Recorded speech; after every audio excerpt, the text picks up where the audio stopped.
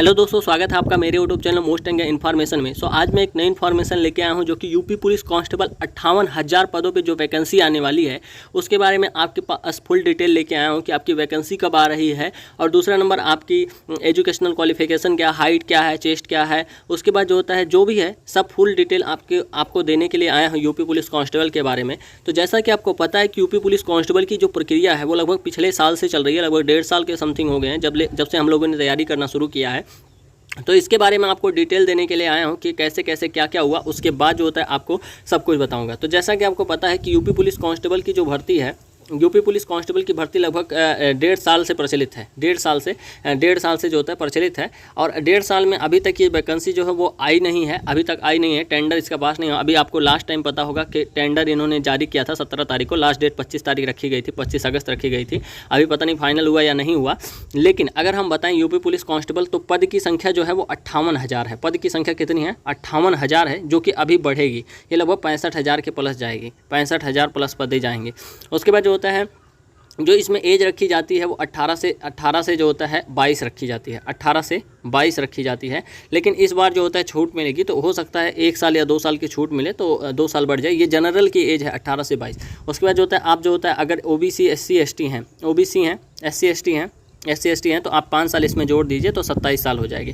अगर आपकी बार छूट मिलेगी तो 1 साल 2 साल की जो भी मिलेगी आपकी एज में छूट मिल जाएगी, तो 18 से 27 हो जाएंगे। 1-2 साल के तो 29 साल। अब देखिए, अब ये लोग छूट देते हैं या नहीं देते हैं, ये एज की बात हो गई। उसके बाद जो होता है, अगर हम आपकी एजुकेशनल क्वालिफिकेशन की बात करें तो यहाँ पर 12th पास बस होना चाहिए। 12th अगर पास हैं आप, तो आप किसी भी साइट से हो, चाहे साइंस साइट से हो, चाहे आर्ट साइट से हो, आप फॉर्म भर सकते हैं। 12th पास होना चाहिए।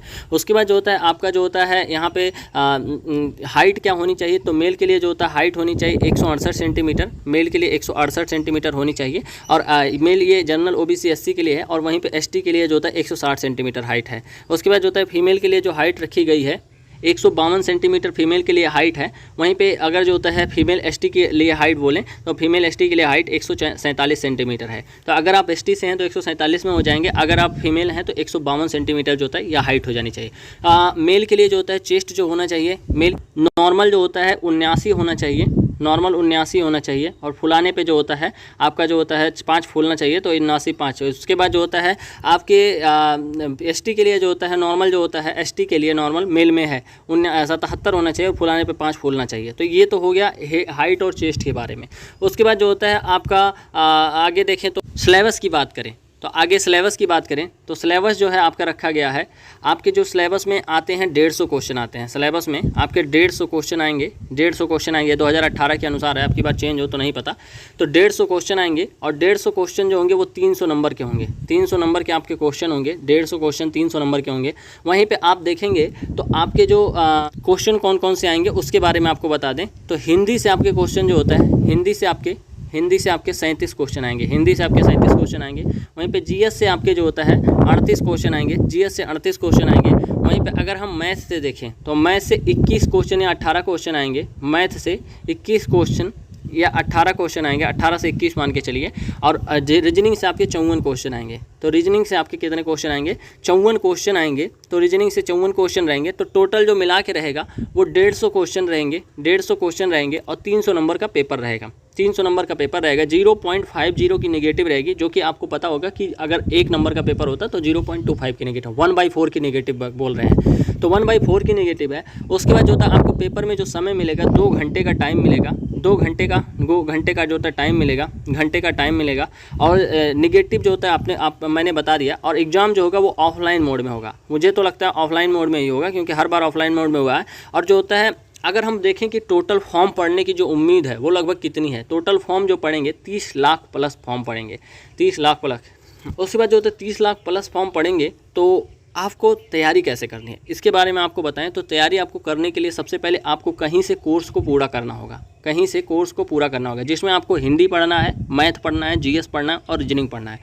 और कहीं से कोर्स पूरा करने के बाद जो होता है आपको क्या करना है, प्रैक्टिस करना है, प्रैक्टिस करना है। उसके बाद जो होता है मॉक टेस्ट लगाना है। जितने भी मॉक टेस्ट लगाएंगे उससे आपका जो होता है मॉक टेस्ट से जो होता है आपका स्कोर बेहतर होता जाएगा। और उसके बाद जो होता है अगर मॉक टेस्ट स्कोर बेहतर होता जाएगा तो फिर आप अच्छा प्रदर्शन कर पाएंगे। तो मॉक टेस्ट लगाएंगे तो मॉक टेस्ट की कमियों को ढूंढिए कि आप कहाँ से मतलब नंबर कम पा रहे हैं, तो इसके बारे में आपको बताएंगे। ये मैं ऐसा क्यों बोल रहा हूँ क्योंकि मैं खुद ही एक स्टूडेंट हूँ जो कि यूपी पुलिस का, तो इसी वजह से मैं लगभग 1.5 साल से तैयारी कर रहा हूँ। और अच्छे से अगर बुक की बात करें तो अच्छे से कौन सी बुक आप लें कि आप अच्छे से सिलेक्शन लें, तो मैथ में आप जो होता है SD यादव ले लीजिए। मैथ में आप SD यादव ले लीजिए, SD यादव एक नहीं, SD यादव नहीं, कोई भी ले लीजिए, लेकिन मैं जिससे पढ़ता हूँ उसके बारे में बता रहा हूँ। SD यादव हो गया। हिंदी में जो होता है आपका आदित्य हो गया, हिंदी में आपका आदित्य हो गया।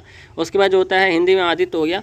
उसके बाद जो होता है आपका GS में जो होता है आप लूसेंट से पढ़ लीजिए, नहीं तो आप कोर्स लेके पढ़ लीजिएगा लूसेंट से। UPG के भी साथ में पढ़िएगा। उसके बाद जो होता है रीजनिंग से आप लूसेंट से पढ़ लीजिए, रीजनिंग से, और ये रीजनिंग से आप लूसेंट पढ़ लीजिएगा तो आपका काम हो जाएगा। वहीं पर अगर मैं बताऊँ कि मेरे जो SSC GD में स्कोर थे 160 में से 120 थे, 160 में से 120 थे।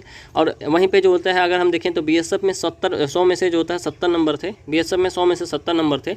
और उसके बाद जो होता है CRPF में मेरे 75 नंबर है, CRPF ट्रेडमैन में मेरे 75 नंबर है। तो मैंने ऐसे एग्ज़ाम दिया था क्योंकि मैं तैयारी कर रहा हूँ, तो इसीलिए मैंने आपको स्कोर बता दिया कि आपको पता हो कि मैं मतलब कहाँ से तैयारी करता हूँ और कैसे करता हूँ।